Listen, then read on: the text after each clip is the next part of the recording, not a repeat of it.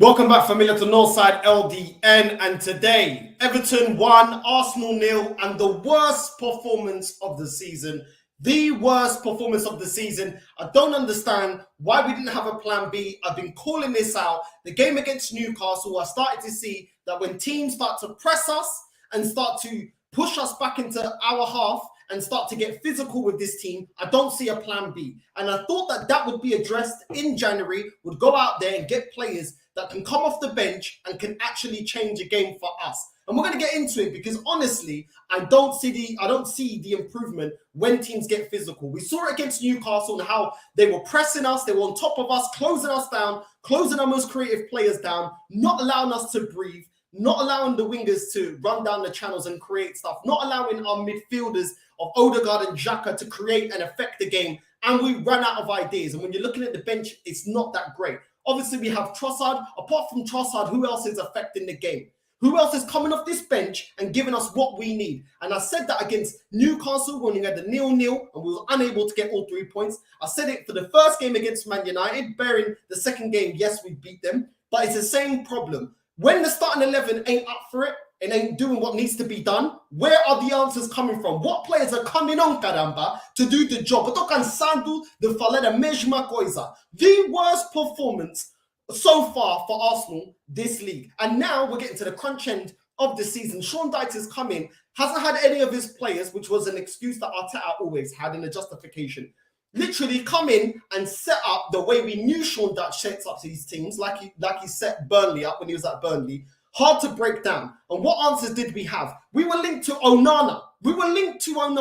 And I want to hear everyone that gave this January transfer window, a 10-10, you tell me, who looked more impressive, Jorginho or Onana? Because for me, Onana was the man of the match at Everton, absolutely bossed the midfield, didn't allow us to breathe, didn't allow us to start a counter-attack. Our final ball in the final third was absolutely pathetic.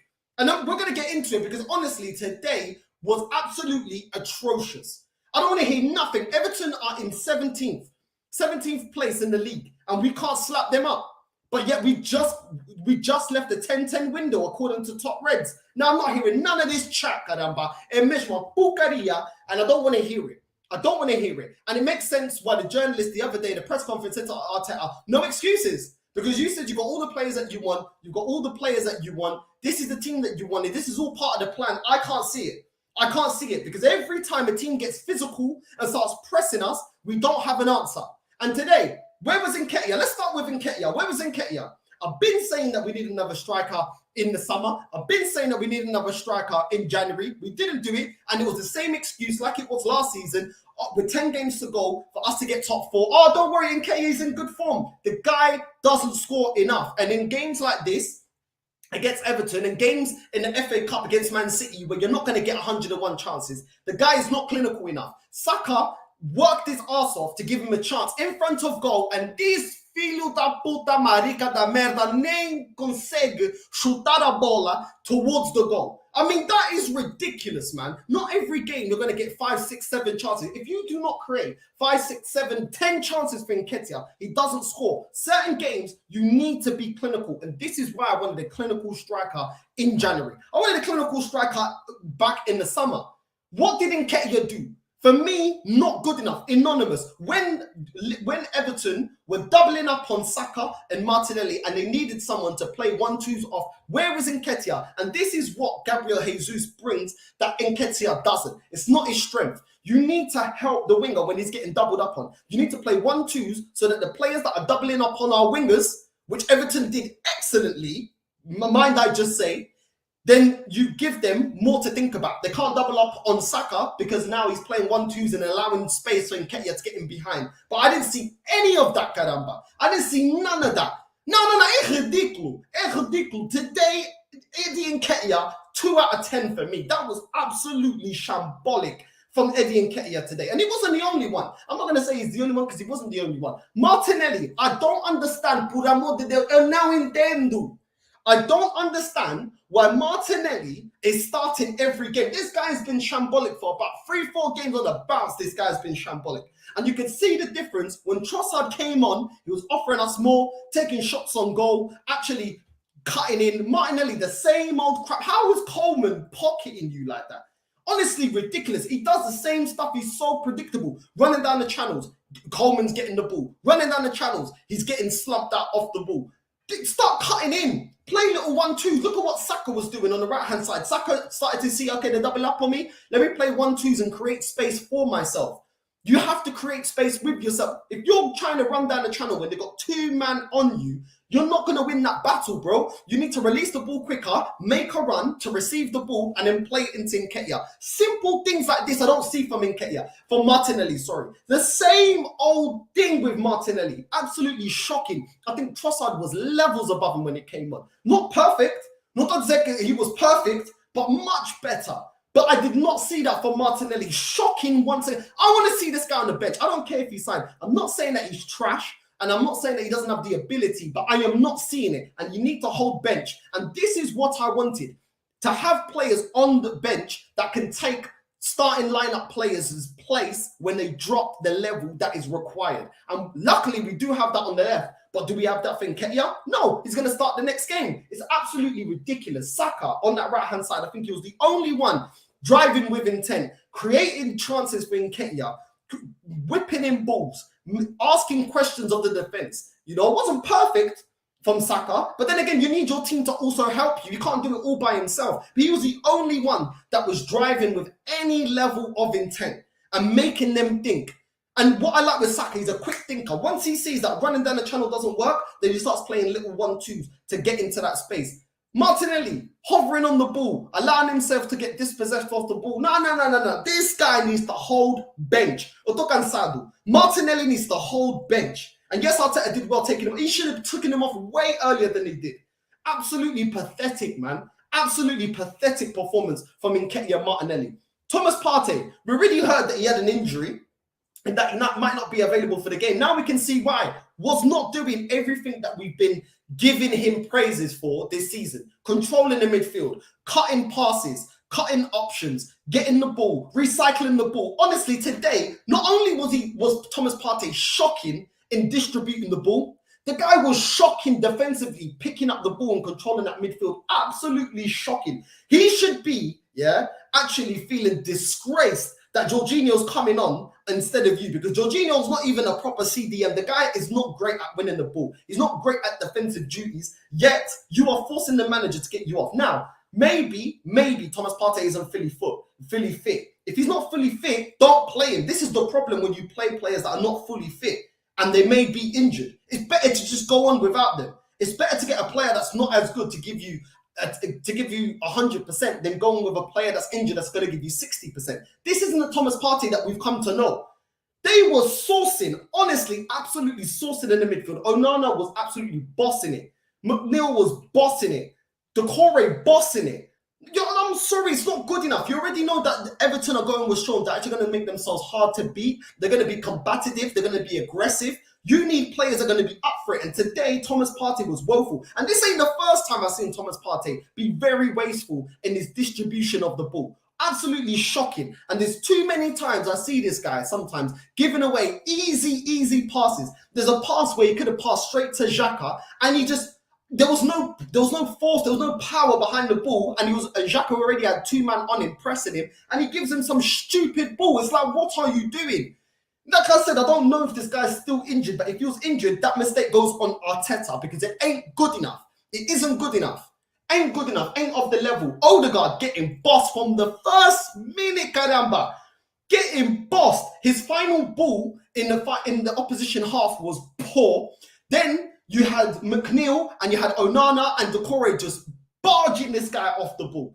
Bodying him off the ball, pushing him back into our half. Absolutely pathetic performance from Odegaard. But was he getting any assists? Was he getting help? No. He was out there on his own. Not good enough. And what did I say in the January transfer window? We need better than Odegaard. We need better than this guy. He was getting bodied. And this ain't the first time. I've been saying I fear for this Arsenal team when they come up against a team that's aggressive, compact, and will hit you on the break. We've seen the first game against Man United. We saw it against also against Newcastle. They don't react in the right way, and this manager doesn't make the changes that need to be made early enough in the game. Where is the plan B? And once again, I'm being proven right. For all the good we're doing this season, where is the plan B when we're getting pressed, bodied, outworked? All of this. Eu não acredito today. Não, eu estou vergonhado. Hoje, não. Vou ser sincero, I don't know what you call this performance, bro. I don't know what you call this performance. Shocking. And you know what? What annoys me is a lot of things that went wrong today were the things that I had question marks that I wanted to be addressed, yet I was being called, oh, you're being reactionary, oh, you're going too far. Well, tell me that now. Tell me that now, because Granit Xhaka was another one getting bodied off the ball, outworked. We weren't seeing Granit Xhaka going forward. And like I said, it was woeful all over the pitch. All over the pitch. Newcastle did excellently at nullifying all our creative players. All of them. Granit Xhaka wasn't bombing forward. Normally you'd see him, Granit Xhaka bombing forward, overlapping Odegaard, creating those chances, completely outworked. Yeah? Outworked, outbodied. They put way too many people in the midfield that were workmen, that were going to get stuck in and get in our faces, and we didn't react. We failed the test. Granit Xhaka was doing nothing going forward, getting outmarked. Odegaard was being man-marked in the game, bodied, wasn't able to convert anything. The final balls at times from Granit Xhaka and Odegaard, these men got rattled. When Newcastle started to become physical and started to put two men on everyone that's on possession of the ball, these men got rattled. In the first half, oh my God, the passing was woeful from us. Giving away possession so easily. Granit Xhaka, Odegaard completely nullified. Saka and Martinelli nullified, especially Martinelli. Nketiah is if I speak, I'm in big trouble. If I speak on Nketiah, I'm in big trouble. Yeah, that's what I'm gonna say on that. Ben White getting bodied by Onana, yeah? And this is what I've been saying, yeah? When this guy is caught out of possession and loses the ball, he has no recovery pace. And this is my worrying thing about Ben White. Bro, the way Onana bodied Ben White, yeah? Got the ball, ran down, and then crossed it for Calvert-Lewin. If Calvert-Lewin was in form, if this was Calvert-Lewin from a couple of seasons ago, I'm telling you, by half-time, we would have been 3-4-0 down. What an embarrassment. A complete embarrassment. Honestly, Zinchenko, we always say he always pivots between Zinchenko and Xhaka in the midfield so we can gain more possession of the midfield. What possession did we have? With all the possession that we had, we couldn't break them down. And then when we didn't have possession, what was going on? What was going on? Zinchenko's supposed to gain us some extra control of the midfield, something that Tini doesn't give us. Tini gives us something different. I'm not seeing it. I'm not seeing it. Certain times, certain crosses into the box, you know, where was Gabriel at times? Instead of closing down his man, allowing free headers from Onana, allowing Calvert-Lewin the space to get headers off. Now, come on, man. You've got to do better than that. You've got to close your man down. Absolutely pathetic today. Absolutely pathetic. Yeah? And this is the thing. This is what happens when you don't strengthen the bench. We didn't have the play. We should have had on the bench a striker that's more clinical than Nketiah, that we say, you know what? Saka, Martinelli, you know what? Start whipping balls into him and he's going to bury it. Or we're not having too much fun in breaking them down. Let's put on a striker that needs only 1-2 chances and he's going to bury it. But we don't have that on the bench. We don't have that on the bench. We needed a midfielder that's able, a number 10 that's able to go up against a combative team. But we don't have that. We're bringing in Fabio Vieira. I've been saying this guy ain't ready. Was Fabio Vieira any better than Odegaard? I don't think so. But that's what we got on the bench. But it was all, oh, don't be reactionary. Oh, we don't need, you can't do, oh no, wait till the summer. Wait till the summer. Yeah, let's wait till the summer and bottle the league. Because if we don't start addressing the fact that Newcastle and now Everton are exposing how to come up against Arsenal, then other teams are going to take note. And when other teams are battling not to get relegated and battling for their lives, what are we going to do? Because we're not doing what needs to be done when teams are being competitive and are pressing us and pushing us back to our half. It's ridiculous. But this is this club. We set ourselves for the, oh, let's chill now and react later. Let's wait till shit hits the fan instead of being proactive and knowing that, you know, look at the warning signs of the league. Not just the wins, but look at the warning signs. Where have we not done so great? And this game to me just reminded me of Newcastle. Reminded me once again of Newcastle. Shocking, man. Absolutely shocking. Ramsdale, certain times of his distribution today was absolutely shocking. Yeah, he made 1-2 decent saves, but with the distribution from Ramsdale today, absolutely shocking. I can't even believe this, man. Honestly, these are the games that you win Premier Leagues on. Yeah, you have to grind out results. Yes, of course, you're not always going to have all the possession that you want. The game ain't always going to go the way that you want, but you have to find a way. This is where Fergie time came from. This is where, you know, great Arsenal teams would at least at the minimum grind out a draw, but you don't drop all 3 points. You find a way to get 3 points, even if it's a scrappy win, even if you win ugly. You have to sometimes win ugly.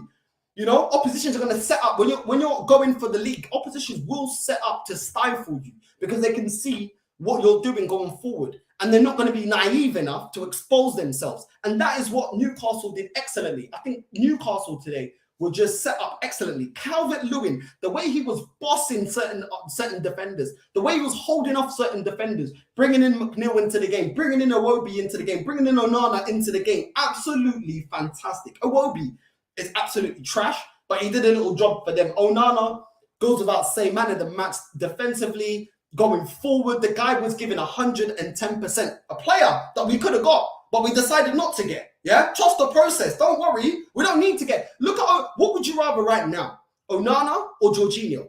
Onana or Jorginho? Just let that marinate right now. Onana or Jorginho? Let that sink in. Yeah. Absolutely ridiculous. Absolutely ridiculous.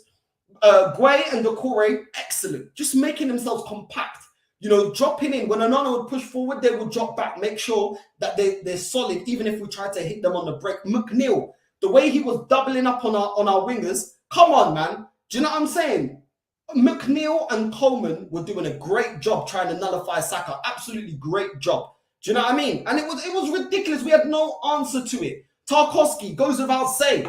You know what I mean? What a header. What a header. Barging Odegaard off the ball. But the way he body checked him, it's like when them man get kicked out of the club and the security's like, boss man, you ain't getting in, and just drag you out and throw you out the club. If you see on the replay, the cross, yeah, as he's coming in towards goal, just body checking Odegaard off the ball. Absolutely ridiculous defending from Arsenal. I'm beyond it today.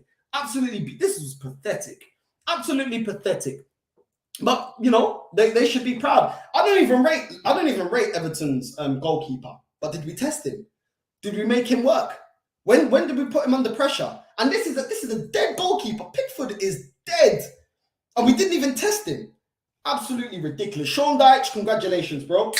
You deserve it. There's no excuses. I'm not even going to get into Mopai because it's irrelevant. Yeah, if we've done the job that we needed to do, we don't need to talk about Mopai. The game was already won with or without Mopai's antics. I don't even give a crap. The guy's always like that. Yeah, this guy, bro, he's always looking for a foul. He's always trying to do something shady, but he's doing what he's doing for his team, innit? You know what I mean? Sometimes he's just one of them ones. He's a Robbie Savage. You know what I mean? He's one of them man there. You know, they're not here to play ball. They're here to win fouls, waste time, get under your skin, rattle you. That's what them man are about. Them man ain't not about ball. You know what I mean? Another Joey Barton. Mopai is another Joey Barton. You know what I mean?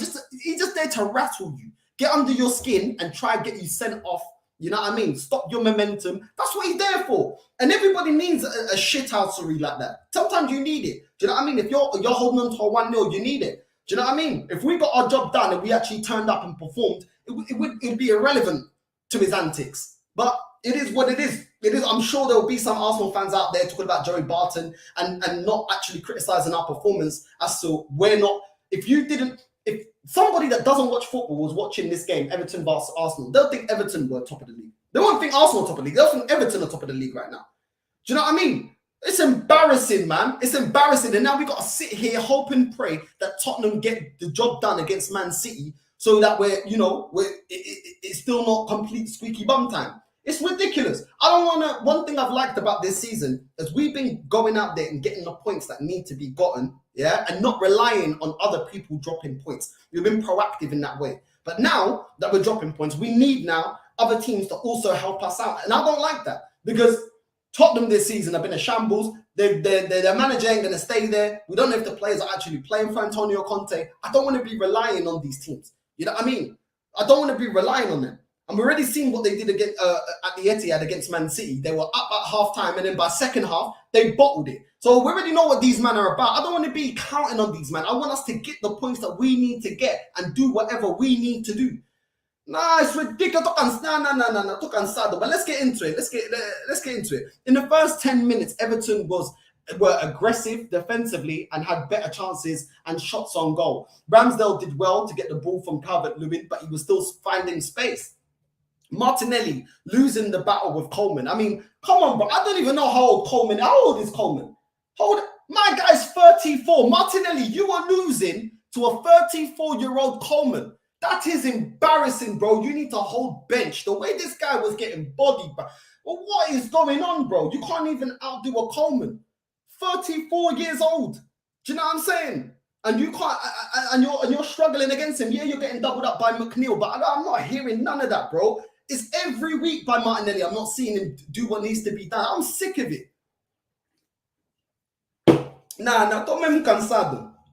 We were wasteful in possession in the final ball in the opposition half was poor. Everton corner, Onana almost scored. Second corner, Tarkowski hits the side netting. Third corner, Calvert-Lewin heads it wide. We weren't learning. We weren't closing them down. How's Calvert-Lewin getting all that space? How's Tarkowski getting able to get his header off? Do you know what I mean? If they were on form and they weren't going through what they went through with Lampard and they were flying in the season, by the first half, they would have already won by 1-0. Tarkowski was sourcing. Calvert-Lewin was sourcing. But these men are out of form, you know, because they ain't been playing well under Lampard. Now they got Sean Dyche. I'm telling you right now, they deserve to win this game. And we're lucky that we didn't come out with a 4-0, 3-0 battery. You know what I mean? By half time. Martinelli and Saka kept getting doubled up on. Saka plays Nketiah in on goal and he doesn't even hit it on target. And this is what I'm saying about Nketiah. When people are gassing him up, when you really need him, when it's a crunch moment, when things are going against you, the flow of the game, everything is going against you, you're not playing well, Nketiah isn't that guy to drag you up out of that. Nketiah is great when you've got loads of possession, loads of chances, everyone's sourcing, there's loads of space, the back line is playing a high line. Yeah, then Nketiah will get you a goal, will get you a couple of goals. But when they're shutting up shop, this guy ain't good enough. He ain't good enough. Was he good enough in the FA Cup against Man City? Was he good enough today? This is what I'm talking about. These are the crunch games that make you champions. You need players that have that champion mentality and quality. He just doesn't have it. It's just the facts. He don't have it. He can't do it for a whole season. Oh, I'm done with this, man. Ben White loses the ball. Onana makes a run into the box, plays it through, and we're lucky Calvert-Lewin doesn't get to the ball. Gabriel was nowhere near him. And I'm thinking, bro, you got to close him down. Why are we even allowing Onana? He was running from the right-hand side. Why are we even allowing Onana that much space? Bro, Ben White, if you don't have the recovery pace, don't bomb forward like that. Because if you lose the ball, you already know you ain't got, bro. You run in slow motion. When you run, it looks like Matrix is on. You run in slow motion. So you have to kick back, bro. You have to kick back. You can't push forward like that. You ain't got the legs. And if you are going to do it, then you need to bust a gut to get back. When he lost the ball for Onana, he just let him run through. Não, tô cansado. Mas que tipo de porcaria é esse? Mas qual porcaria? Nós queremos ser campeão, queremos ganhar o campeonato, pá. Queremos ser campeonato. Porra, não dá. Com jogador, não dá. I can't do it with man like this. How are you going to get dispossessed by Onana and you can't even run back, bro? Like, I'm done, bro. The Corey free header in the box. Gabriel not even tight on him. This is what I'm saying. Every time, yeah, we were weak today against set pieces. Honestly, set pieces, we were shocking today against set pieces. We didn't concede. Well, we did concede, but we didn't concede more goals from set pieces. Not because we were defending set pieces well. It was because they weren't clinical enough with their headering. Calvert-Lewin headering at times, shocking with his headering today. Onana, shocking with his headering today. Decore, shocking with his headering today. If they were on job here, oh my God.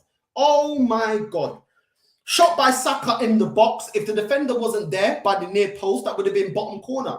He did well. The ball was looping and Saka just hit it first time and he was a bit unlucky. The goalkeeper was beat, but luckily for Everton, they had a defender at the near post, which is fair enough. Fair enough for them. Coleman on the overlap crosses it to Calvert-Lewin and he heads it wide.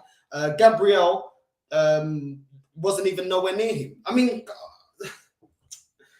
how is Coleman, 34-year-old Coleman, beating Zinchenko on the overlap and whipping it in for Calvert-Lewin?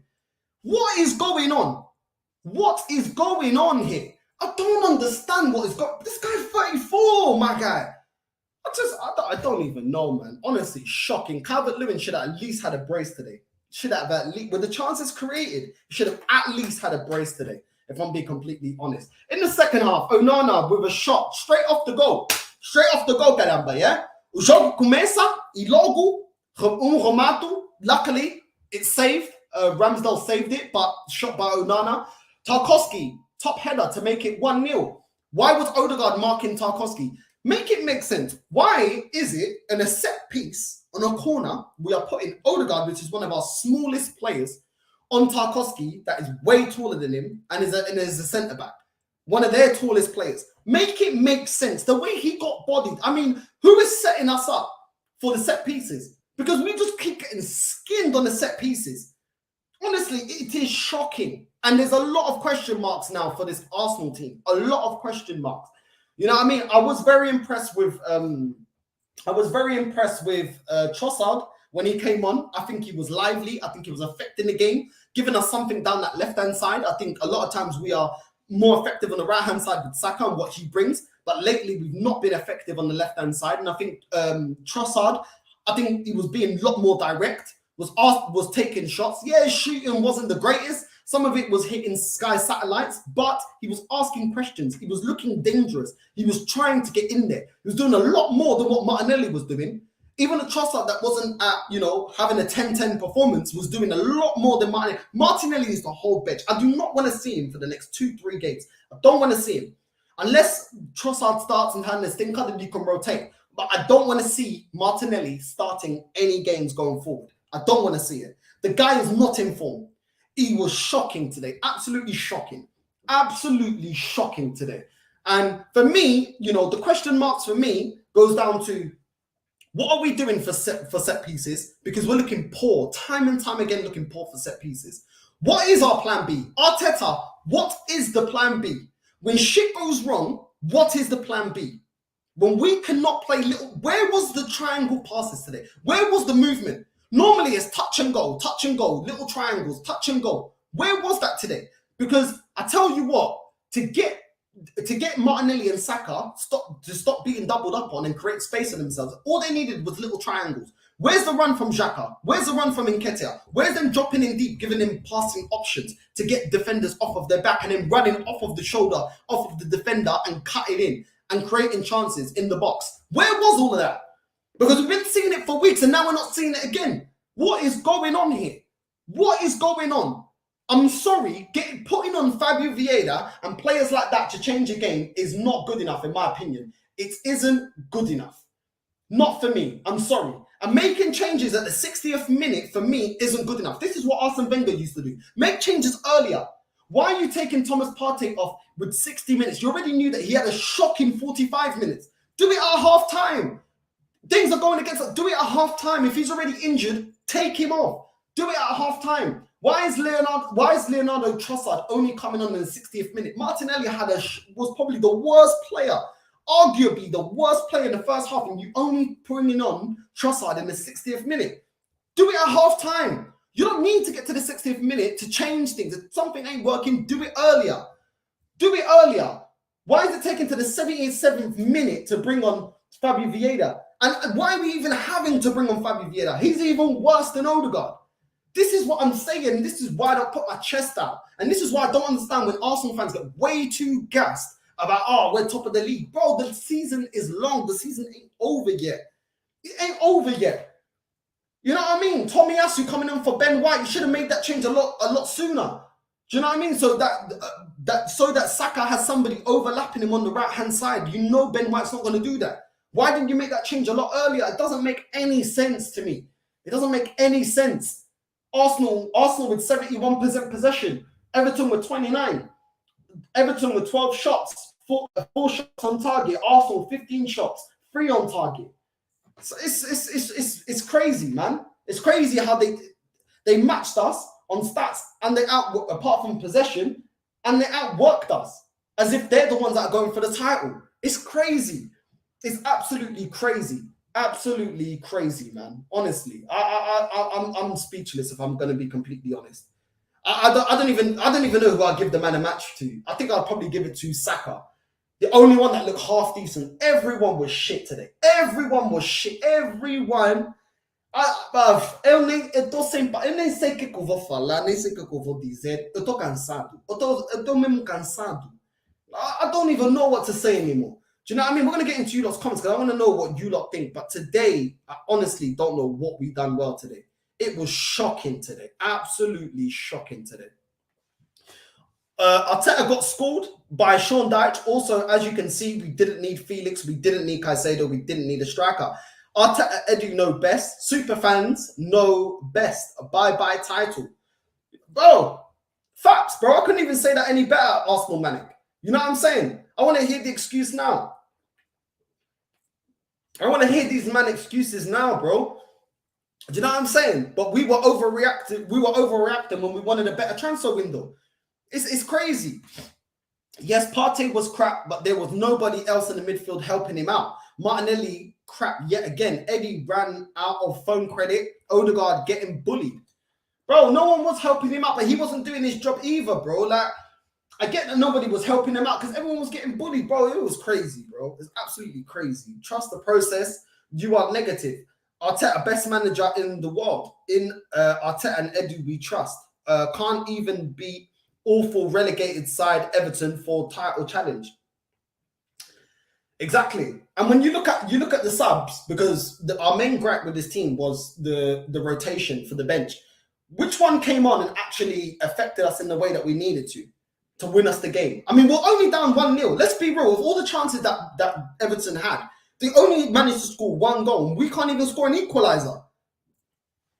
What do I know? What do I know? Trust the process. Trust the process. Trust the process till we bottle it. And then the excuses are, let's go again. You know what I mean? Don't have a player who could shoot on target. Everything up in the air. The Portuguese run coming in full effect, bro. It just comes out, bro, because I'm tired, bro. I'm tired. Yeah?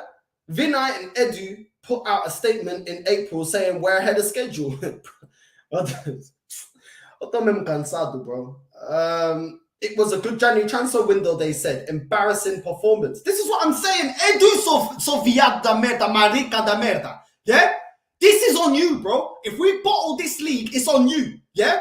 You going out to Rio de Janeiro, putting out churrasco, a chilar, a ir pra festa, a ir divertir, a ir pra praia, a ir no barco, a divertir, né?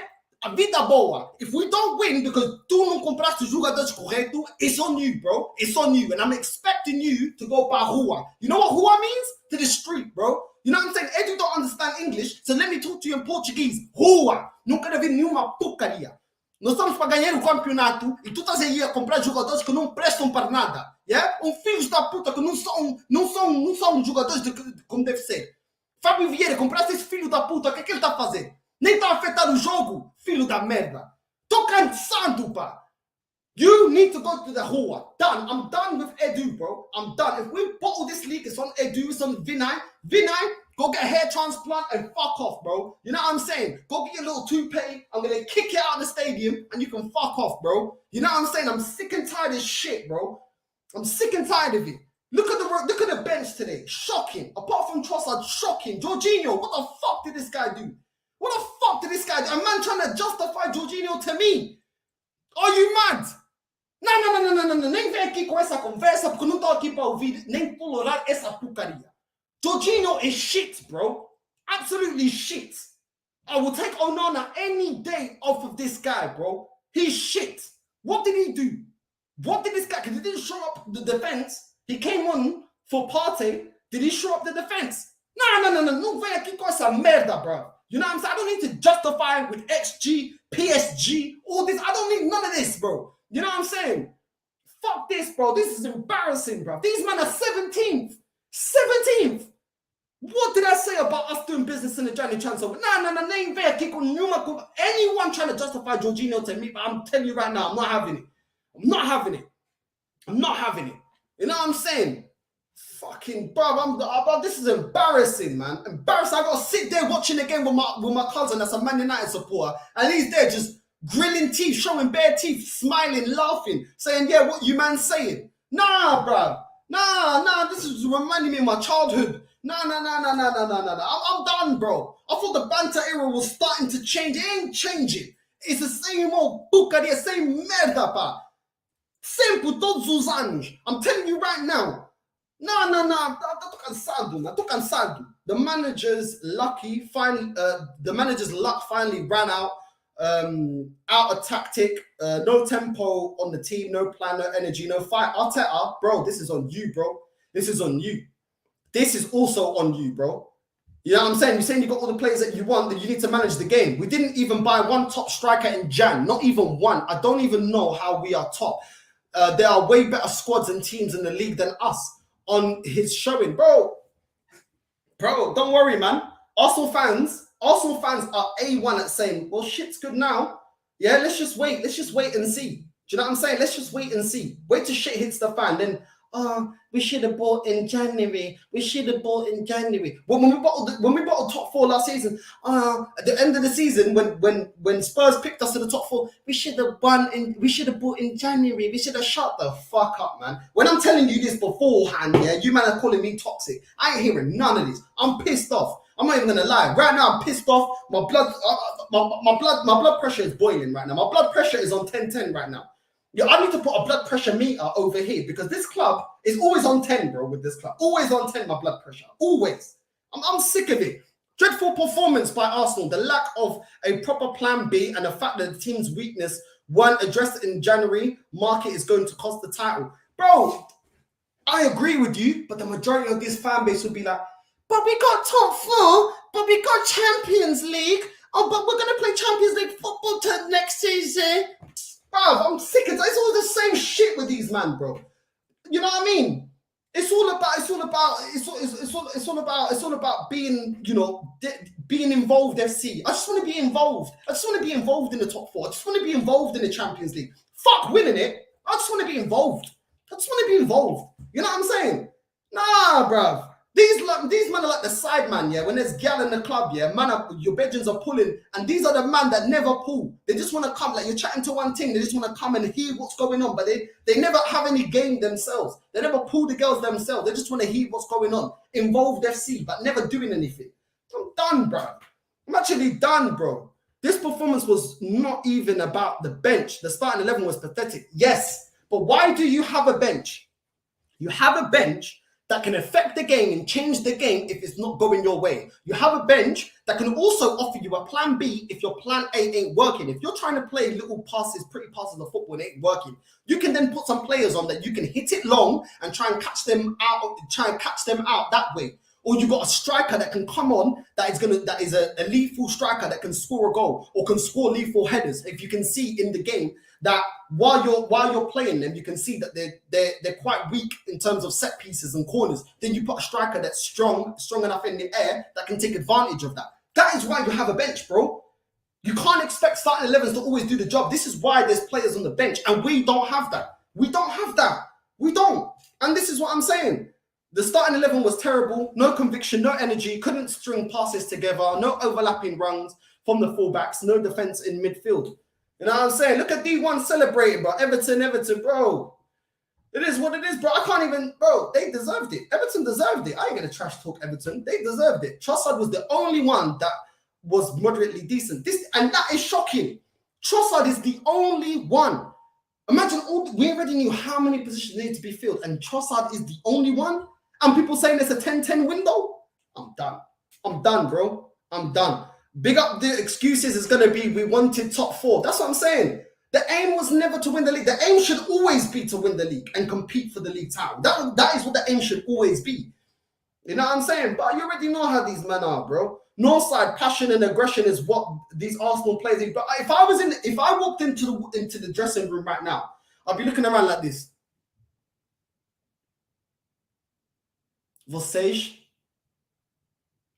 Vocês são uns inúteis. Vocês não prestam para nada. Vocês são uns filhos da puta. Vocês são uns maricas, pá. Que nem são profissionais. Vocês nem merecem o dinheiro que vão ganhar essa semana. Yeah? I'll be telling them. You lot don't deserve your wages that you're gonna earn this week. You lot should be deducted your wages. All of you, man, should be on furlough. All you man should be, not even furlough's too good. All you man should be, yeah, on job seekers right now for the week. Just for the week, job seekers. You ain't receiving your payment. You should be on job seekers right now. That's what you man should be on right now. Yeah? None of you should be getting paid this week. We should, you know what we should do at Arsenal? Pay as you go. If you drop anything below a 6, you ain't getting paid, bro. And I guarantee you, these players will start performing week in, week out. And also, not just the players, Arteta as well. You're also on pay as you go SIM card, bro. Pay as you go SIM card. If you want to go out there in the January transfer window, fuck about, not get the players that we need. You, Arteta, Edu, Vinay, you're all on pay as you go. When you don't do your job properly, you don't get paid. Yeah? No credit, no top up, you don't get your weekly wages, bro. Until you do your job on a consistent basis, bro. That's it.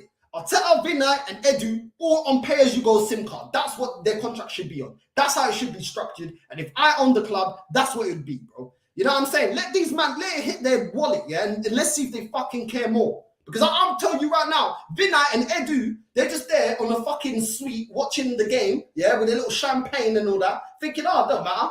It don't matter. The aim this year was top 4 anyway. It doesn't matter that we're in prime position to win the league. It doesn't matter. We know that all these fans are like our lawyers. They defend us more than they defend the flipping crest, the club crest. Yeah? They care more about defending us and, oh, I don't want to get bantered on Twitter. I don't want to get bantered on Instagram. Fucking soft-ass pussies, bro. You know what I mean? So Everton are fighting to survive. New manager energy. We took them for granted and didn't focus up, bro. I'm telling you, Eddie has to explain himself, can't sign your top targets. Those players have to hang their heads in shame. You know what I mean? Let's sing Everton, bro. This guy, bro, he's loving it, bro. He's loving life. It's clear we are attempting for winning the league, but we are 100% focused on only finishing top 4. It's not good enough from the boys. Very disappointed in the starting 11 today. Me too. Apart from not scoring, Calvert-Lewin was bullying you lot centre-backs as well. 100%. Nketiah doesn't offer you anything off the ball. And you can see it affects Martinelli's game as well. When he has somebody that doesn't know how to link play with him and help him out when he's getting doubled up on. I agree with you. Arteta made the subs too early. I don't even think he made them too... I think he made them too late, bro. I think he actually made them too late. These are the games you need to win titles. I'm not going to go overboard. The league is still in our hands, but we were cowards today. Do we want the title? We now need Spurs to do us a favor. You know what it is, bro? Do you know what annoys me? Is everything that I predict, yeah, that is a potential problem, eventually you see that it's a problem. And that is what annoys me. Not that we don't still have time to change things, but we can't change the things that the fact that this is the squad that we have. You know, this bench, I said, is going to cost us points. It already started. We picked up 0 points. It cost us 3 points today, the bench. Yeah? Cost us 3 points. Well, let's see how many more points it's going to cost us going forward. The fact that this manager does not know how to play a team that presses us, stops our most creative players, and doubles up on our most creative players. The fact that he's not able to do that and doesn't know how to break down a team that shuts up shop is a major, major concern. And when I've been saying this, after the first Man U game, after the Newcastle game, oh, but we're still top of the league. We're still top of the league, you know? Nketiah in the room. Yeah, I wonder how many channels now, or how many profiles now are going to be singing Nketiah in the room? Because I played it out of jest. I didn't play it being serious. You already know what I think about Nketiah. But now that we only got Nketiah, I want to see these, man. Nketiah in the room. Your defense is in trouble. Nketiah in the room. I want to see how many times they're going to play that song today, bro. Because where was he today? Where was he? I'm done, bruv. Martinelli cannot start against Brentford. No way, bro. Martinelli can't even beat Coleman 1v1. Crazy, bro. I'm telling you, this guy, bro, his form has dropped off. And I'm looking at a lot of things about his game. Sometimes he mispasses the ball. One-on-one, he's very predictable. Bro, I'm not going to allow something to look at this guy a little bit sideways. I'm looking at him like this. If you don't fix up, I'm coming for your head top, fam. You know what I'm saying? I ain't got patience right now. Right now, I ain't got patience. You got the new deal. You got the money that you want. Now I want to see performances. Is this how you repay us after renewing your contract? You've been shocking the last couple of weeks, Martinelli, and you're still dropping this kind of level of performance. No. But I mean now, my standards are too high, bro. I'm not accepting that. Banco. Pro banco. Epa. Go to the banco. Go to the bench. Yeah. Where Fabio Vieira has spent a lot of time. Go to the bench where Lokonga loved to spend a lot of time there as well. Go to the bench where Rob Holding is very familiar with the bench. Yeah. And you, man, until your level gets up to where we need to be, yeah.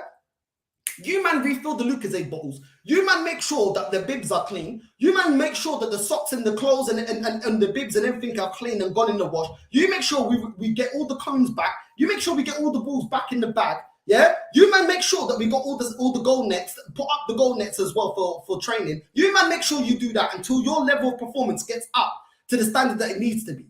Do you know what I'm saying? I'm not having it, bro. Eddie is crap. I've been saying this. Not good enough. He is all right for B team, not for first team. Apparently, though, these men don't mind players that can do a job. Yeah? And now they can see all these players that these men say that can do a job. When you're actually relying on them, this is the bullshit that you get. This is the bullshit that you get. But doesn't matter. Doesn't matter. Yeah? Until we flop the league, you're not allowed to call out anything. You're not allowed to say anything. You know what I mean? Why did he bring on Tomiyasu when he needs a goal? Bro, because when you look at that bench, who else is he really going to bring on? You know what I'm saying? He already brought on Trossard.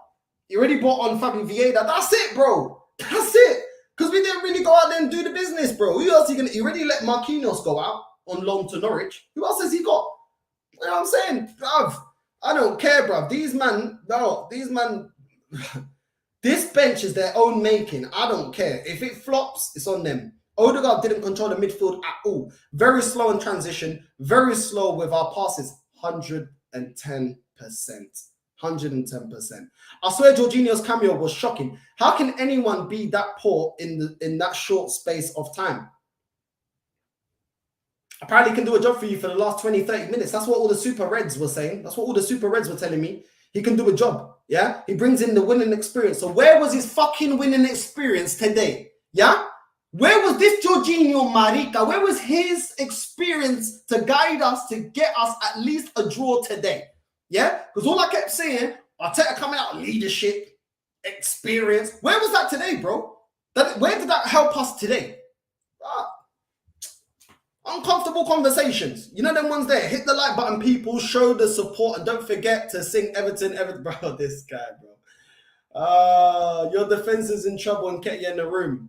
In trouble of falling asleep, bro. I'm telling you, mad. It's mad. It's mad. But you man know how it is, man. The Ginger Mourinho outclassed Arsenal today. If they don't fix up against Brentford at home, then we're not a team of champions. Just a team of vibes that took advantage of shit teams. There you go. Edu's shaking in his boots right now. Nah, not really, because his whole fan base will justify his bullshit January transfer and the other transfers that he's fucked up in the past as well. He doesn't care. He doesn't care. Nobody helping out Partey in the midfield when he's having a bad match. Yeah, I mean, I get that. I understand that. But at the same time, he needs to take ownership of his own performance as well. But I hear that. You know, sometimes, yeah, he does need some help. He can't just defend by himself. But yeah, big up Northside in the chat. That game was a shambles. We gave up the FA Cup for this performance today. Onana had the whole midfield on strings. Facts, bro. Facts, which is why I put on the title, Onana was better than our whole midfield. You know what I mean? And we were linked to him. But it doesn't matter. It doesn't matter. Let's go in the summer. Then other teams are in for Onana. And then we can get in the bidding war because we're really good at doing bidding wars. Arsenal always beat clubs to bidding wars. Yeah? Just like Mudryk. Just like Rafinha, we're always very good at bidding wars. We always get the player that we want. We don't get outbidded. The player doesn't choose other clubs. Don't worry. Let's wait till the summer when we get Declan Rice. Yeah, we'll get Moses Caicedo. When we get all these players, because other teams will get in for him, we're going to beat them on bidding wars because we always pay over the odds to make sure we get our number one target. Yeah. Okay. You know what I mean? Games like this are the reason why I never wanted Arteta in the first place. When shit hits the fan, this guy's clueless, bro. Fucking shit. We ain't winning the league playing like that. Absolute dog shit performance. My fellow Norwegian ghosted yet again. Bro, this is why I needed an upgrade on your fellow Norwegian, bro. But my fellow Portuguese, well, he ain't my guy, but my fellow Portuguese, Fabio Vieira, he's even worse. So I can't really chat. You know what I'm saying? This guy's shit, bro. Xhaka was missing today. Partey was poor as well. I think everyone was poor, bro. Everyone. Odegaard and Vieira are shit. That's what I'm saying, bro. Man City are on a different level. They're gonna catch us fast. So is Newcastle and Man United. Been saying it, but don't worry. Wait till the summer. Wait till the summer. Everything will be fixed in the summer, guys. Yeah, we don't get it. It's so deep that we don't get it. Edu has got a next level plan. Yeah, next level plan. Summertime, it's gonna be a different team. Different team. Losing out again on number one transfers. Yeah, losing again. Don't matter. Summertime, we're gonna get plan Bs, plan Cs, plan Ds players, but don't matter, man. It's a different thing. It's all part of the plan. It's all part of Edu's master plan. We just can't deep it. It's too sick right now. I can't deep it. It's too complicated. Xhaka and Jorginho is a bagel. They can't blame fatigue as they had 8 days rest. They never came to play. The players have to take full blame today, hang their heads in shame. I agree. 100% I agree. There's no fatigue. 8 days. Most days when you're in multiple competitions, you get 2-3 days, maximum 3 days, and you got another game. When you're in cup competitions, you're in Europe, and obviously league games, you maximum got 2-3 days. Every 2-3 days, you got a game. You know what I mean? So these men should be more than prepared. But we didn't see the fight. Do you know what it is? Yeah, take away tactics, take away plan Bs, take away you take away the quality of players. Are we really going to say that Everton got all-round better quality players? But one thing that you can never underestimate is work rate and desire. Those two things mean a lot. And this is why certain teams sometimes can cause shockers, because they outwork you. They have the desire to win the ball, win the second ball, beat you in duels, beat you in headers. And that is what Everton had today. They had that passion, that desire to win, to play for the manager, to push on, to nullify you, to push you back, to get stuck in the dirty work, not just play little pretty passes, to dig in for each other. We didn't have that. We didn't have that today. That was completely lacking from our game today. It wasn't about quality. It was about desire and lack of passion. You know what I mean? And it was mad. Xhaka was invisible in the midfield. No challenge, no winning any balls, just hiding high up the field and occasionally crossing. The midfield was empty. Only Partey who was off pace. It is what it is, man. Wait till the summer. We are told by super fans every summer. That's what I'm saying. Just wait till the summer. You know what I mean? Just wait till the summer. Taking into account how embarrassing the effort was in the first half, most surprising is that there wasn't a marked improvement in the second half. Facts. There wasn't. I was expecting us to come out, firing, but bro, I'm getting to the point where I'm just like, whatever, man. You know what I mean? Hey, Northside, well, that was very pathetic. Well done, Deitch. He loves winning against Arteta. There you go. Hit the like button and subscribe. Our True Gun and send that link, bro. Bro, I'm not gonna stay on too late, bro. If you want to jump on, hold on. Let me just get through. How many more comments? There's a lot of comments in today, man. I can't even lie. If you're still watching, there's a lot of comments. But yeah. Hold on a sec. Hold on. Let me put the link out for you if you're still watching. Copy. Let's put that there. There you go, Brandon. You can jump on. Prince Fuad, I see you in the chat. You can jump on as well, bro. What happened to your guy, bro? What happened to your manager? Deji as well. Deji wants to jump on as well. Deji, bro, this guy wants it, bro. Deji can jump on as well. Hold on a sec. Let me just quickly run there. So many comments. Fucking hell. Absolutely shit performance. No plan B. Sideways, backwards. Pedestrian football. We're going to struggle with low blocks without Gabriel Jesus. We lost the midfield as soon as Jorginho came on. Fuad, jump on, bro. Let's hear your views on this. Fuad, the link is out in the description. Out in the chat. Since when top four was a title or a big team dream? I don't know, bro. Fuad, send me the link. All right, cool. You're there. All right, cool. Let's get these man on. Hold on. Let's get these man on. What's happening? Change it to this. What's happening, bro? I've never seen you so emotional in my entire life.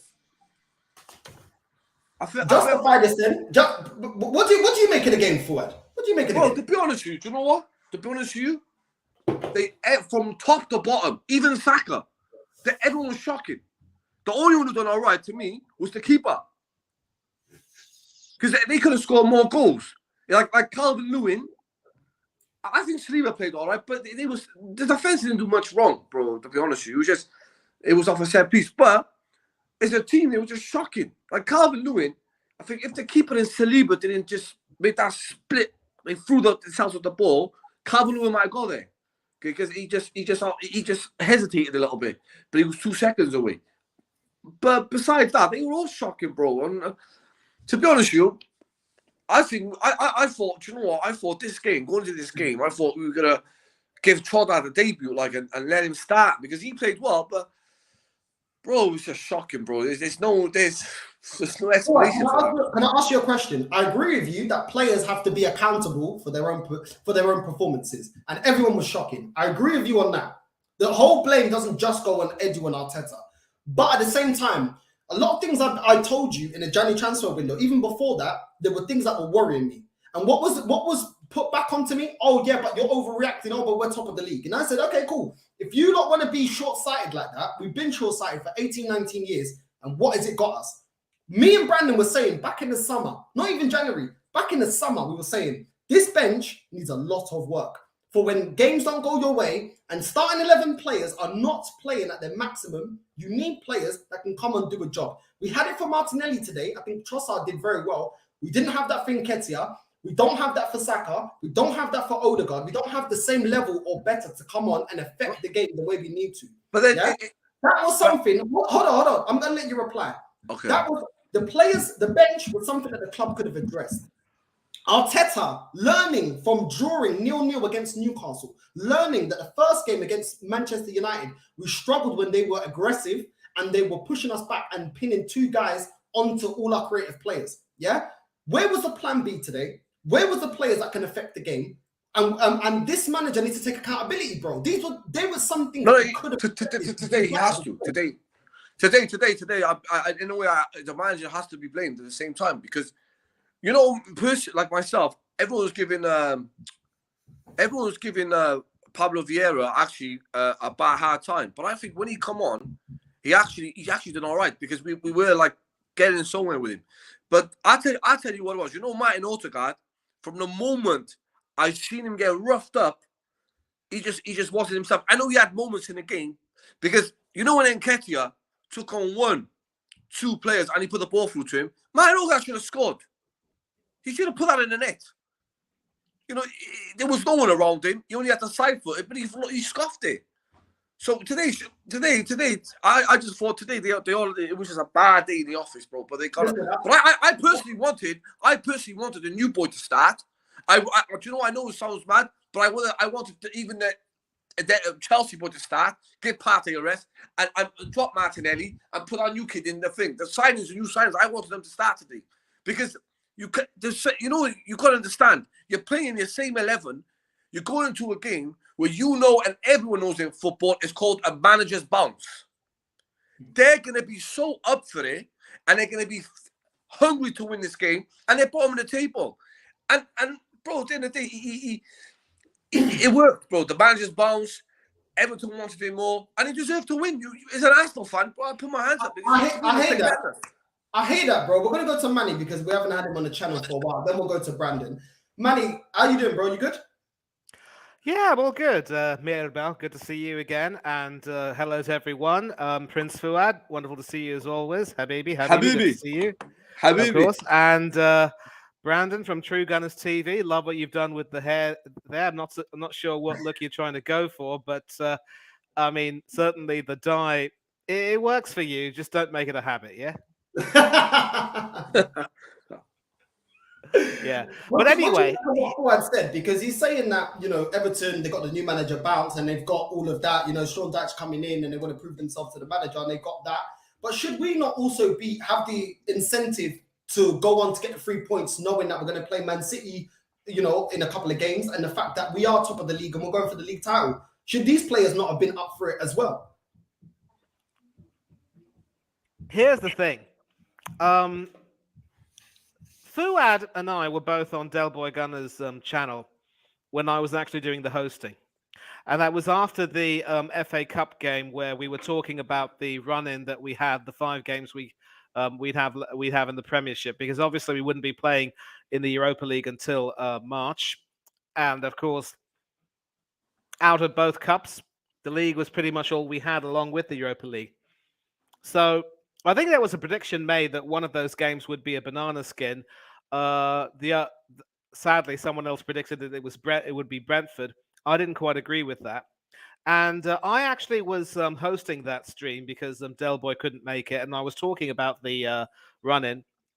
I was speaking to another of our guests, saying that obviously with Dyche coming in, there was a possibility of a new manager bounce, and I forgot to mention, of course, that Dyche had a more than decent record against Arteta and Arsenal. One of those managers, one of those teams, which always makes it really uncomfortable for us.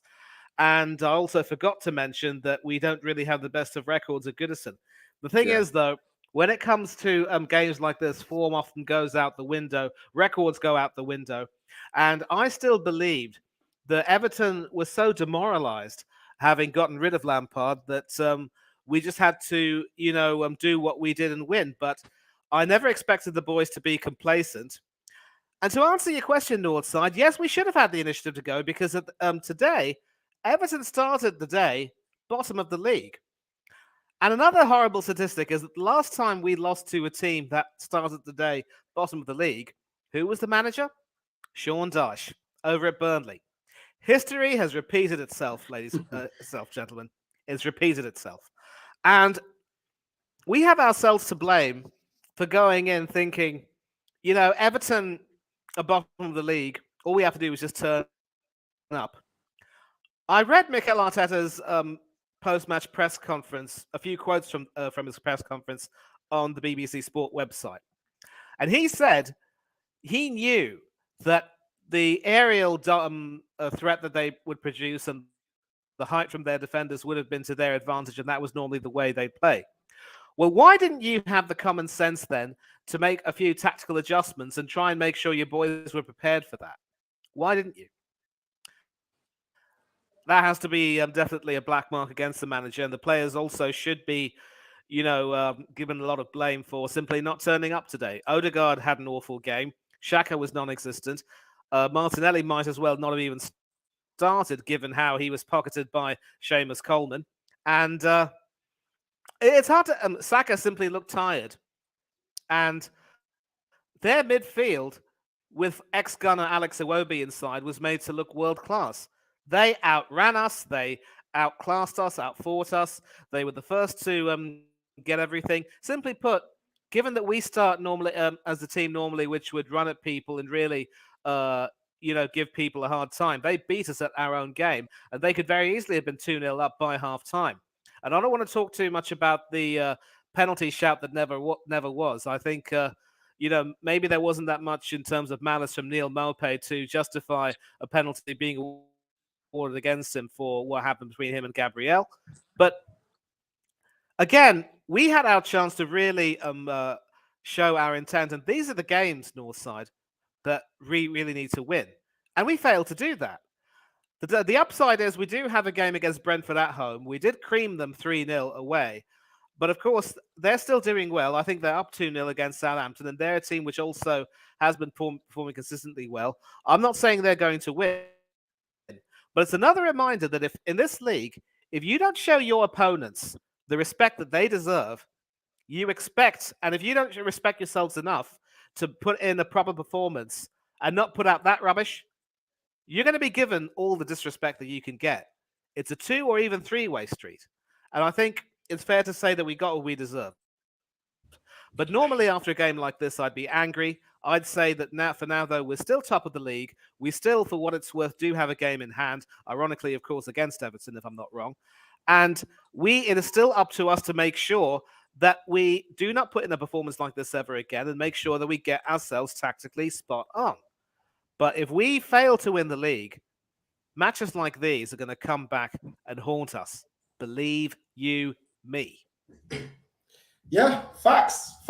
Well said. I think all of us would agree with everything that you said. Brandon, we're going to go to you now. What do you make of this game, bro? We called it. A lot of things that we've called out about this club. We've been called reactionary and negative, and why don't we just, be happy that we're top of the league? What do you make of today's game, bro?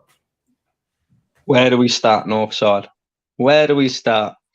Firstly, Manny, I agree with absolutely everything you just said there. Absolutely bang on, spot on. Fuad, you're right, mate. You're right in what you said.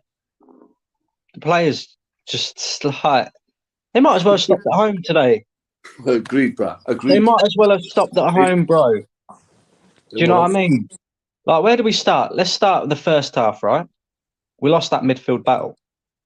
We really, really lost that midfield battle. We was getting bullied.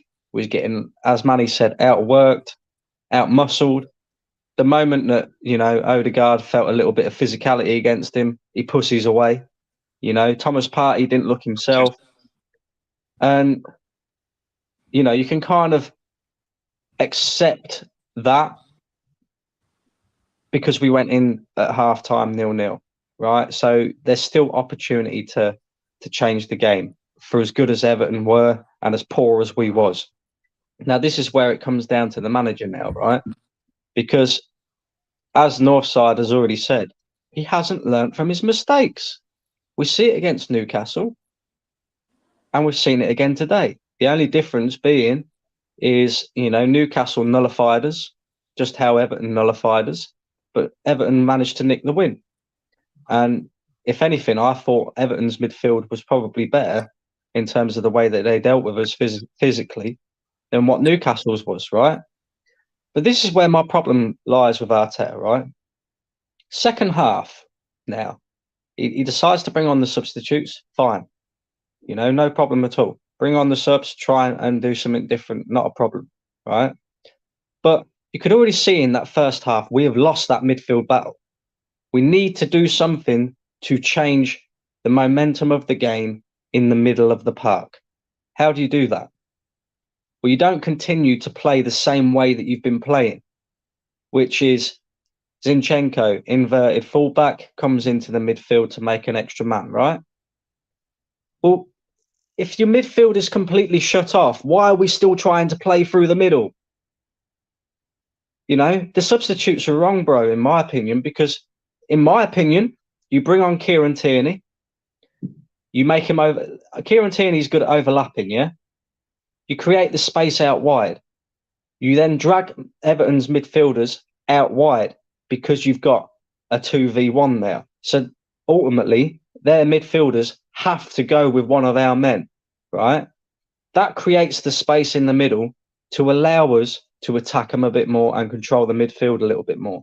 It's not that difficult. If I can work that out, and I'm not a qualified manager with all these degrees and all this shit that Arteta's got, how can he not work that out? Ben White was poor today. He didn't overlap Saka when he should be overlapping Saka, and that's why Saka got marked out of the game. And don't get me wrong, look, Martinelli has been poor for the last few weeks, right? But when you compare Martinelli and you compare Trossard and their performances today, there wasn't a lot of difference. And there wasn't a lot of difference because the tactics were wrong by the manager. The manager had to change that game up for me because we was getting, as Manny said, outworked in the midfield, getting bullied. You don't just continue to go through the middle if you're getting bullied. You've got to try and change something. And it made no sense as to why you would continue to play the same way and make like for like substitutions. Eddie Nketiah, let's talk about this guy, yeah? For as well as he's done for Arsenal, as I've already said, the guy might as well stayed at home today. Because, again, I'll go back to the first half, right? We're losing the midfield battle, but there's been a couple of times where I've seen Zinchenko with the ball, time on the ball as well, with the ball at his feet, and he's looking up, right? And I'm just thinking, come on, move the ball quickly. Pass it, bro. Come on. We need to move the ball quickly. And then I sat there and I thought, actually, let's see what he does next time he gets the ball. And he gets the ball again. And he's got time, he's got space. But guess what? He can't move the ball quickly because he's got no runners. Eddie Nketiah didn't make any form of movement in front of him. Bukayo Saka didn't. Martinelli didn't. They was just being marked out of the game. So for me, it's a managerial error more than it is a player error, because yes, the players didn't turn up. They didn't look their usual selves today. And I'm pretty sure that Arteta would have got into them about it at half time. But the manager has to do something tactically to change that game. He played straight into Sean Dyche's hands. And what's more worrying, right, is that performance reminds me of the type of performances that we put in towards the back end of last season when we should have got fourth and we ended up finishing fifth. Now, I hope I'm wrong, and I hope that's a one-off. But as Manny's already pointed out, we've got Brentford next. Don't think that's going to be an easy game, whether that's home or away. And then we've got to play Manchester City. Them next two games are so important for our season. It is ridiculous, because ultimately we could be sitting here today saying we're 8 points clear. We've got City to play Spurs tomorrow. Spurs could do something in that game. I don't think they will. But instead, we're sitting here thinking, shit, by the end of tomorrow, we could be only 2 points clear. And that's the fine margins in the Premier League. These players turned up today thinking that they could just turn up and get the result. That's not how it works.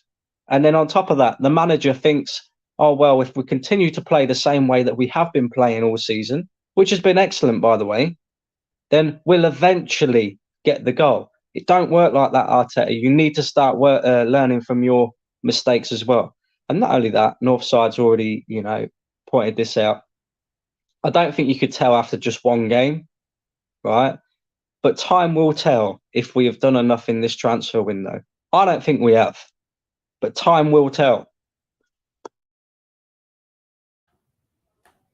Yeah, facts. Listen, Fuad, I mean, Brandon brought up a good point about our next fixtures. I'm going to get them up right now. And Fuad, I want you to tell me how many of these games you think Arsenal can get wins from. We've got Brentford next, Man City, Aston Villa, Leicester, Bournemouth, and Fulham.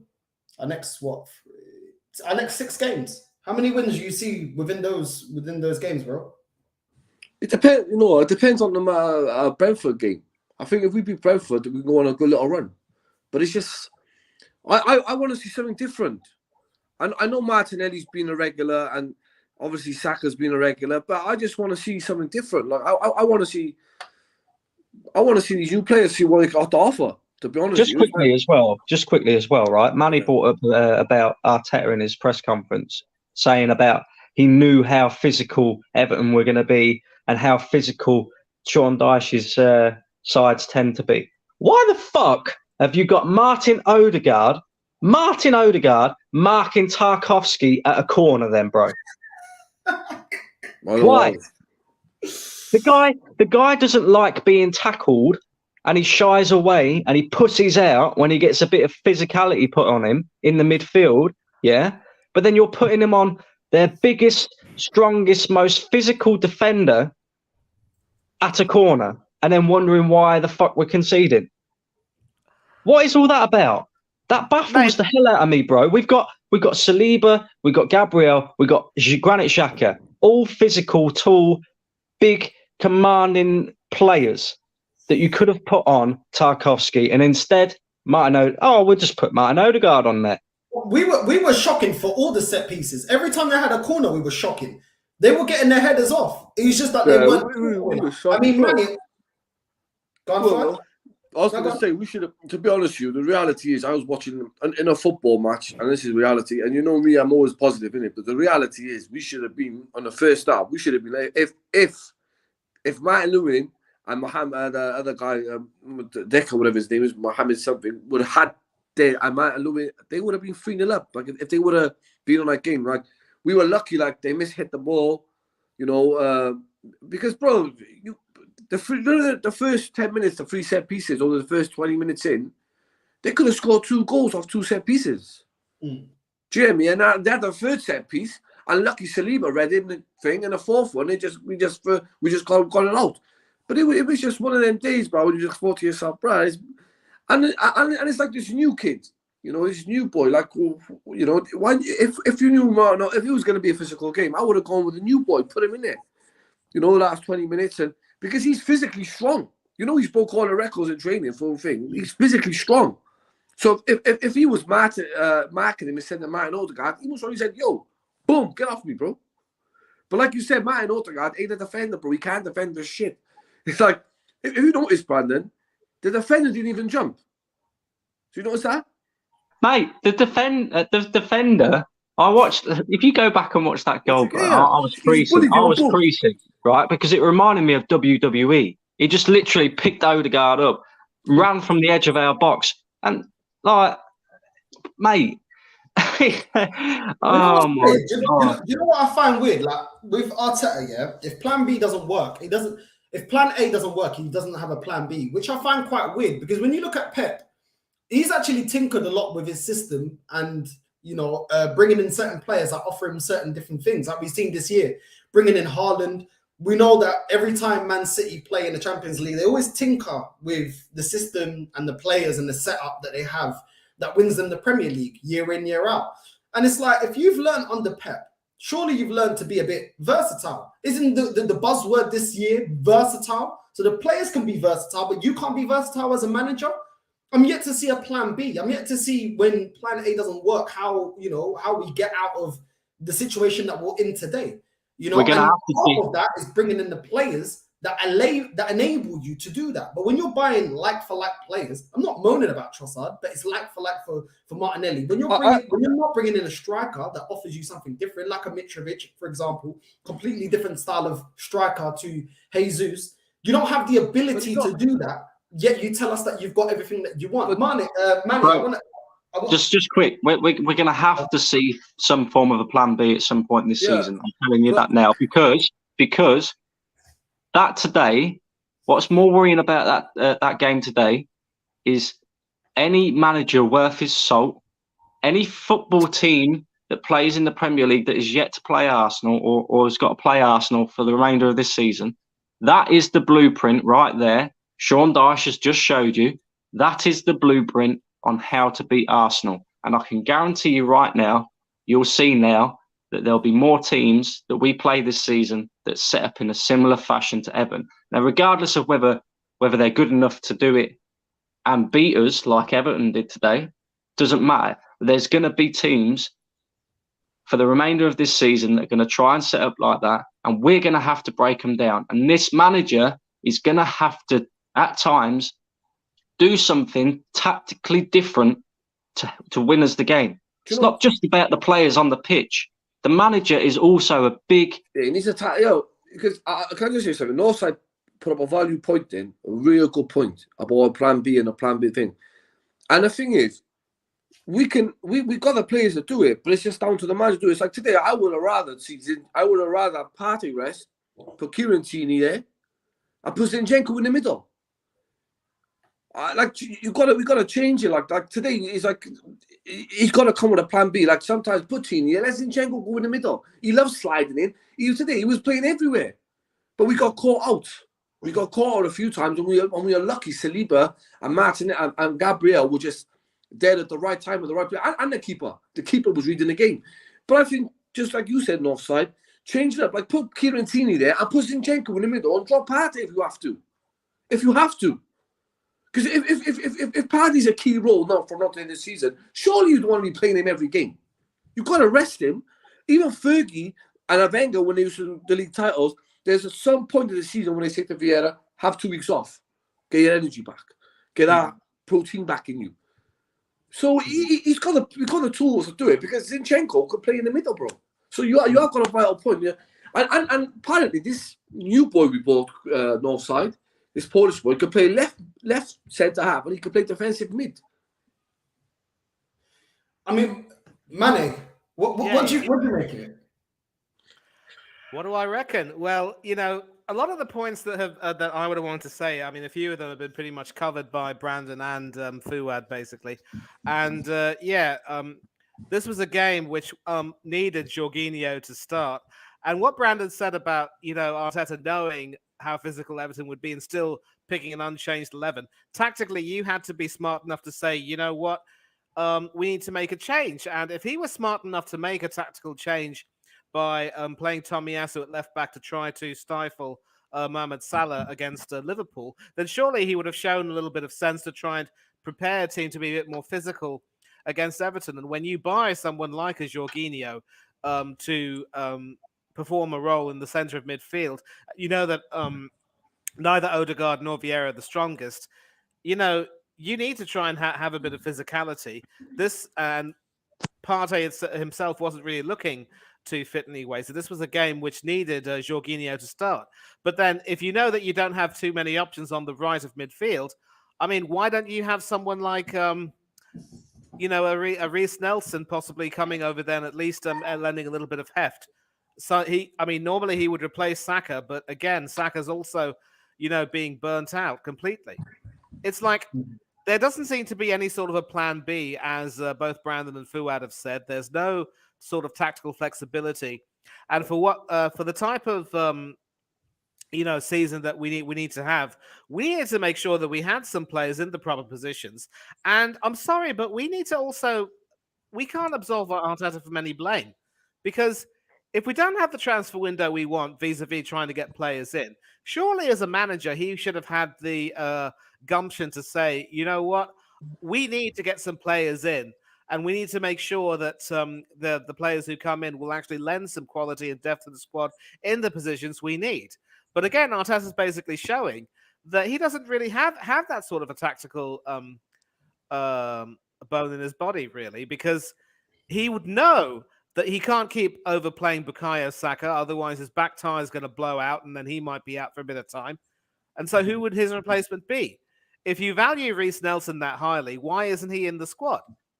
And then you have Odegaard and Vieira on the right side of midfield. Both of them, I mean, neither of them you could say have really big physiques. They're not very powerful people. And I think Brandon spoke about the blueprint against Arsenal. I believe that blueprint was actually shown when Newcastle came to us and held us to a goalless draw. I mean, they probably wouldn't have won, but they certainly, made sure that we couldn't get anything out of it. And when we go to play them at St. James's Park, we could very well be in for a huge struggle. And we all remember what happened last season.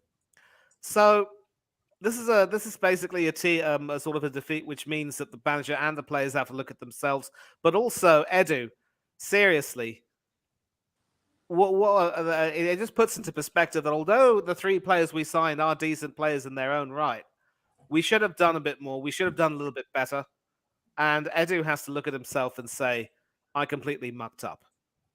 It's not enough to get rid of Suarez and Marquinhos and Sambi and send them on loan to sort of trim the wage bill once again. Because if they're on loan, I think we're still paying a part of their wages anyway. But we need, as fans, we need to expect better. But more importantly, the manager has to demand better from himself and his players.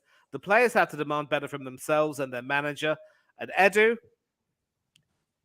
all he has to do is just he's got to shape up. He's proving just how inept he is. And if these things don't happen now, this could be our golden chance gone. 100%. Forward.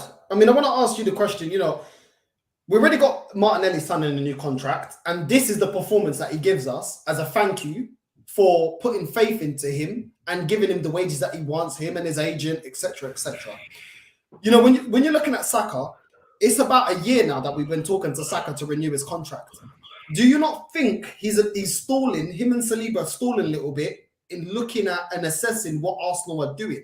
They haven't seen a January with the intent to push on to be champions, and it's starting to come and fall back that a lot of the mistakes we made in the past, instead of being proactive or being reactive, saying that we'll get Declan Rice, Moses Caicedo, all these players in the summer, when we'll have a lot more competition to go in for these players. Do you think that his agent, Saka's agent and Saliba's agent are sitting there thinking, hold on, we haven't got a lack of teams that are interested in you. You're going down to the last 2 years, hitting the last year of your contract. The power's in the player's hands. He can even run it down. any top team in the world will take Saka on a free, and he gets a major boost on his as a signing on bonus. The power once again is in our best players' hands. Once again, like it was with the Aubameyang. Do you think that is why he's stalling? I mean, will this fan base allow Saka and Saliba to run down their contracts or to leave on a cut price? Looking at us, we're not serious. I think Saliba. I think Saliba is on the merger signing. Saliba's going to sign this. That's what I think we say. Saliba's on the merger because Saliba's agreed to sign. But with Saka, bro, like do you know what Saka? To me personally, I think he's like, yo, if I need to play every big game because he's like that. I think they're holding around. He knows he's tired, but because of the ageness and he's young and he's got that arrogance inside him because he's young and he wants to play every game. He's holding the club to ransom, bro, because you can see he's tired because he knows he's tired, bro. Like you can see sometimes he's like running on the wing, but do you know what, Saka? You could be right, bro. He might run down his contract to get that massive, like you said, add-on fee to go Man City. Like what? You're talking like with him? How much would they add on with him? Do you think, man, in North Side? How much you talking? Do you get me? How much are they gonna pay him to get him? Because they'll take him with a heartbeat. If he says I want a £15 million add-on fee, like bam, take it. 20 million, bam, take it. You're signing for free, innit? Mm. So yeah, what's the sack? I'm not too worried about what's his name, William Saliba, because William Saliba have come out and hinted he's going to sign. But Saka, I've got no hint. Have you seen any hint from Saka? Does he look like he's signing? William Saliba have come out and said, I'm happy with the club. I'm in talks with the clubs, and he said, I really want to stay in London. I really want to stay at Arsenal. He's come out and said it on his Twitter, and he come out and said it. But Saka hasn't once come out and said, I want to stay at this club. Haven't once come out and said, I'm happy at the club. Haven't once come out and said a thing. So I think with Saka, I think you're right, Andrew. I think he's waiting, and he might bring his contract down. You know what? I don't even believe what William Saliba said. We've had players lie all the time. You know what I mean? I know they weren't our players. Mudryk and Moses Caicedo, they want to come. And then look where Mudryk goes. I don't believe any of them. I think they play the fence. I'm going to get on to you, Manny. Do you think players play the fence? They know that they can't come out there. Saka can't come out there and say, I'm trying to edge for a move. Because he knows the fans will go against him. You know what I mean? So he's going to be like, oh, no, I'm consulting my agent. I'm going to talk to my agent and see what's going on. He has to play it cool with the fans. Because in case, a move, he may want to make a move, but then that team that's going in for him might get another target and all of a sudden it falls apart. He stays at Arsenal and now he's burnt his bridges with the fans. Do you think that's what's happening with Saliba and Saka? They're kind of playing their cards close to their chest? It could very well be the case, Northside, but let's also not forget that other clubs are also going to monitor their situation too. I think one of the big reasons why you won't see too many people going in for Arsenal players right now is because Arsenal are doing quite well, still top of the league, and for what it's worth, the likes of Saka and Saliba are seen as being really influential in that run that they're having. So that's one of the reasons why teams are sort of backing off on them. If, for example, we weren't doing too well, then maybe the knives would have been sharpened, and maybe you would have seen a lot more clubs, loudly saying that they would like to try and go for the likes of Saka and Saliba, prize them off our hands, and then maybe the likes of Saka would feel, you know what? I'm a Hale End boy. I love this club. I've given this club so much, but I just feel so drained at the end of it. Maybe a new challenge is what I want, is what I need and what I want. But of course, he's not going to publicly say that because, as you say, Northside, he will end up, making himself public enemy number one in that regard, and that is not what he would want to do. So, in a way, he is certainly keeping his cards close to his chest and trying to be a little bit coy about it. But in addition, I would also say that he's also being respectful enough to know that he's not to really entertain such thoughts as of yet, and try and focus on doing as well as he can. And I think, as you said, as Fuad has said, he can't not know that his performances have been flagging because he's just so tired all the time.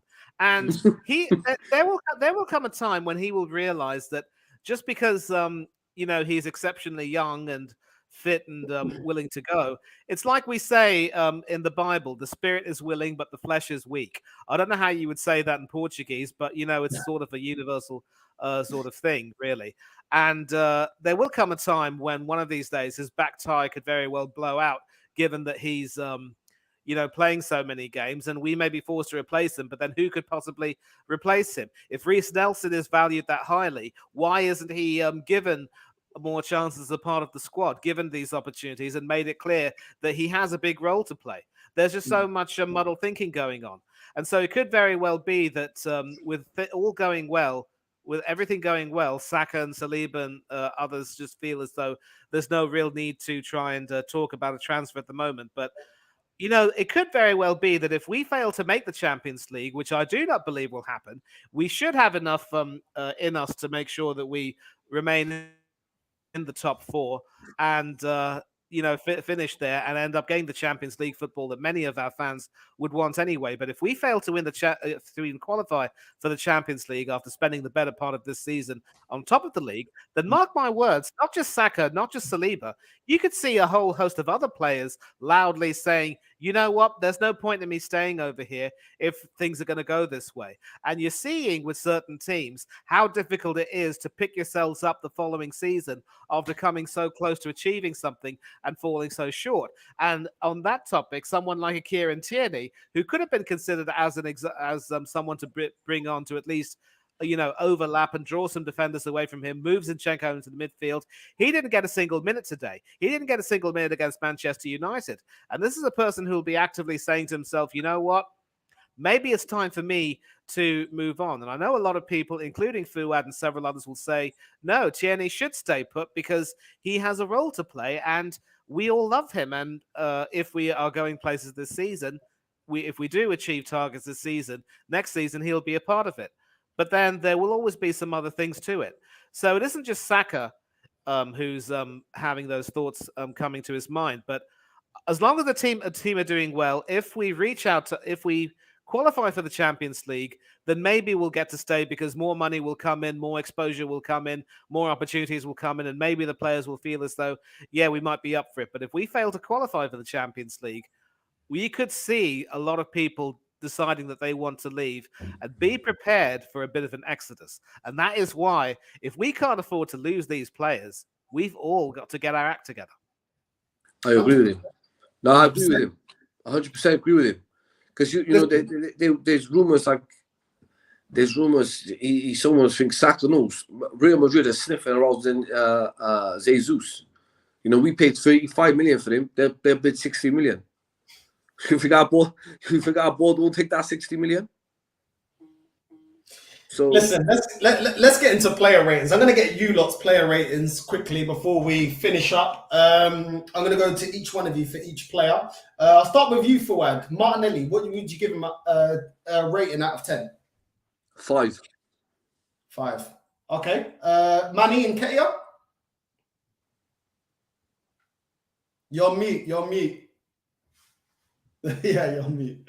Yeah, as I said, don't even think of asking me, mate. I mean, he's running about like a headless chicken, trying to get into positions, but he simply didn't have his shooting boots on today. 4, really. 4 in Ketia. Okay. Fuad, Saka. 6. 6.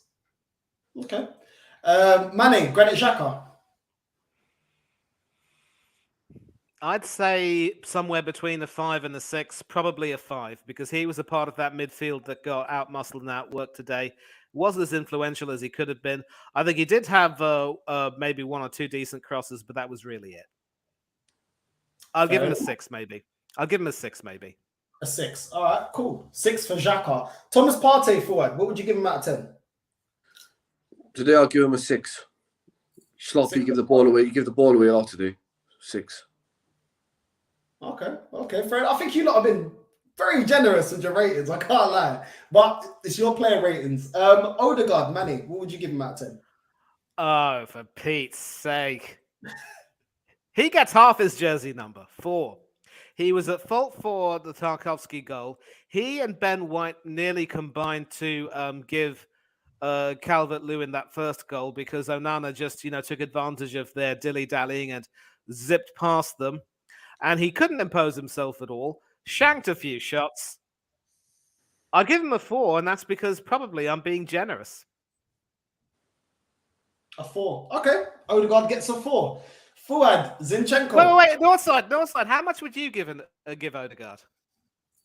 I'd give him a 3. Thereabouts. Thereabouts, yeah. Thereabouts. Fuad. Fuad, what would you give Zinchenko?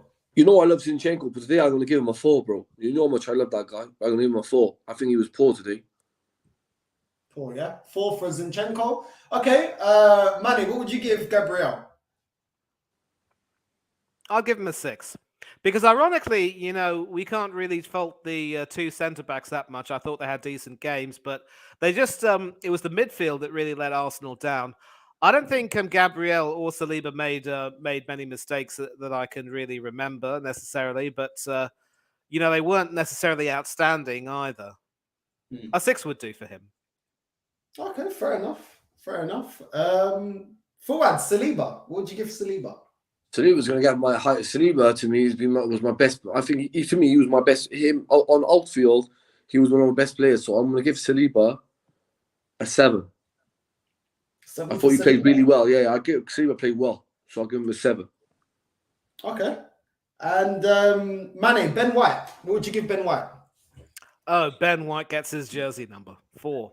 I thought he against Manchester United, he was poor. Even today against Everton, he allowed himself to be completely dominated down the left, and he also, he wasn't able to impose himself on the game. He never was really able to link up that well with Saka, and he and Odegaard together simply, gave a lot of people, a huge fright. It was basically meat and drink for the Everton midfielders, and he had his part to play. He should have been hooked off at halftime like he was against Manchester United. Just poor. Not good enough for me. Fair enough. And to close up, Fuad, Ramsdale, what would you give him? Ramsdale, you know how much to do. The goal wasn't his fault. He pulled off some good saves. So I'll give him I'll give him a 7, just like Saliba. He did a 7. 7, yeah? Yeah, because he didn't do much wrong, to be honest with you. Fair enough. I mean, there you go. Big up Mane and Fuad for jumping on. Unfortunately, Arsenal dropped points today against Everton. And quite an embarrassing result. It could have been a lot more embarrassing in terms of scoreline, but it was kept quite respectful because Everton were wasteful with their chances. But we move. We've got Brentford next. And hopefully tomorrow, Tottenham can do us a job against Man City. Don't count on it. Don't bank on it because that club, I don't know what is going on with that club. But yeah, people, make sure you like and subscribe. Big up for jumping on, boys. And listen, we're out. Stay.